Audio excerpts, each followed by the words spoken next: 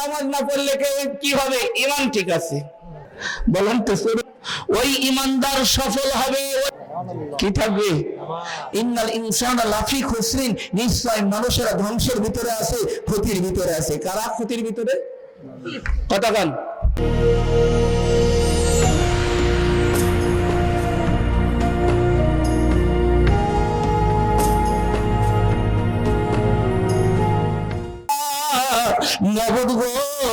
আমার দিলের ভিতরে অনেক কষ্ট লাগতেছে।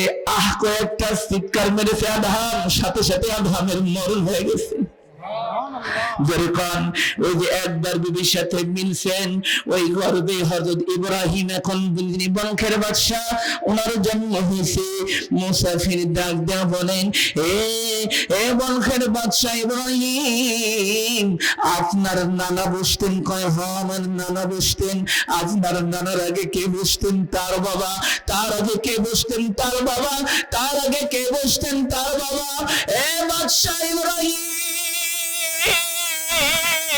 আজকে তারা কোথায়? বলখের বাদশা ইব্রাহিম ধাঁধা করে চোখের পানি ছেড়ে দিয়েছেন, ঠোঁট দুটো লড়তেছে, কথা বলতে পারতেছেন না। বলখের বাদশা ডাক দিয়ে বলে, মুসাফির, তারা আর কেউ পৃথিবীতে অবশিষ্ট নাই, তারা সকলে ইন্তেকাল করেছেন। মাটির কবরে ঢুকে কবরের মাটির সাথে তারা মিশে গেছেন। মুসাফির ডাক দেয়া বলে, এ বাদশা ইব্রাহিম, চেয়ার আছে, চেয়ারম্যান নাই। যেখানে মানুষ আসে আর যায়, চিরদিন থাকে না, চিরস্থায়ী না, ওই জায়গাটা মুসাফির খানা ছাড়া আর কিছু হইতে পারে না। মুসাফির হয় কবর রাখেন ঠিকানা, कोई आगे रवाना है, कोई पीछे रवाना। আল্লাহু আকবার, আল্লাহু আকবার। আল্লাহ রাব্বুল আলামিন বলতেছেন, ওয়াল আসরে, সময়ের কসম, ইন্নাল ইনসানা লাফি খুসরিন, নিশ্চয় মানুষেরা ধ্বংসের ভিতরে আছে, ক্ষতির ভিতরে আছে। কারা ক্ষতির ভিতরে?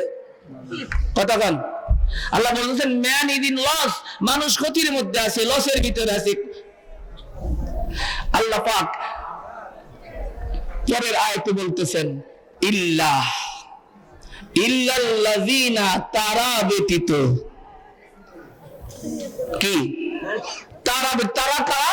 আল্লাযিনা আমানু, যারা ঈমান এনেছে, ঈমানদার, তারা ক্ষতির মধ্যে নাই। সুবহানাল্লাহ। কারা ক্ষতির মধ্যে নাই? জোরে খান। ঈমানদার। আমাদেরকে এমন কিছু কথা শোনা লাগে, কয় হুজুর নামাজ না পড়লে কি হবে? ঈমান ঠিক আছে। বলে কি না? বলে না? বলে। কয় হুজুর চোর হইলে কি হবে? স্বভাব ভালো আছে, ঠিক আছে না? বলেন তো, চোরের গোষ্ঠী যদি স্বভাব ভালো থাকতো, কখনো চুরি করতো? চুরি করতো? হ্যাঁ? যদি আপনি ঈমানদার হন, আমার আল্লাহ বলেন, ঈমানদারের প্রথম 1 নম্বর গুণ হচ্ছে কদ আফলাহাল মুমিনুন। ওই ঈমানদার সফল হবে, ওই ঈমানদার সাকসেসফুল হবে। আল্লাযীনা হুম ফি সালাতিহিম খাশিউন। আল্লাহু আকবার বলেন, যে ওই ঈমানদার সফল কাম হয়ে গেছে, হবে। আল্লাযীনা হুম ফি সালাতিহিম খাশিউন, যেই ঈমানদারের সাথে থাকবে নামাজ। কি থাকবে? 1 নম্বর গুণ কি? নামাজ। 1 নম্বর গুণ কি? নামাজ। আপনার যদি ঈমানদার দাবি করেন, আপনার সাথে থাকবে নামাজ। কার কথা? কার কথা? আমাদের দেশের বহুত বাবা কামা সৃষ্টি হয়ে গেছে, যাদের কাছে গেলে নামাজ পড়া লাগে না। আছে না নাই? এলাকায় আছে কিনা আমি জানি না, আছে না নাই? কতক্ষণ না খান? নামাজ কার নির্দেশ? আওয়াজটা বলেন, কার নির্দেশ? কোন বাবা কাবার কথায় কি নামাজ বাদ দিবেন? নির্দেশ পালন করবেন কার? আওয়াজ দিয়ে বলেন, আল্লাহু আকবার। তাহলে 1 নম্বর গুণ কি? সেই নামাজ যেন তেন নামাজ না, খুব আল্লাযীনা হুম ফি সালাতিহিম খাশিউন, সেই নামাজটা হইতে হবে খুশু খুজুর সহিত। খুশু খুজুর শব্দের ব্যাখ্যায় তাফসীরে এসেছে স্থিরতা, ধীরতা। স্থিরতা কথা কান। তোমার ডাইনে কি আছে, বামে কি আছে, সামনে কি আছে, পিছনে কি আছে, উপরে কি আছে, নিচে কি আছে, যখনই তুমি নামাজে দাঁড়াইবা ডাইনে বামে সামনে পিছনে কি আছে এইটা তুমি জানবা না। এটার নাম হচ্ছে খুশু এবং খুজু। এটার নাম কি? বুখারী শরীফে আসছে খুশু খুজুর ব্যাখ্যায়, আনতা আবুদাল্লাহ কান্নাকা তারাহু ফাইন লাম তাকুন তারাহু ফাইন্নাহু ইয়ারাকা। তুমি নামাজে দাঁড়াবা, নামাজে দাঁড়াইলে তোমার এই টেন্ডেন্সি তোমার দিলের ভিতরে জাগ্রত করতে হবে।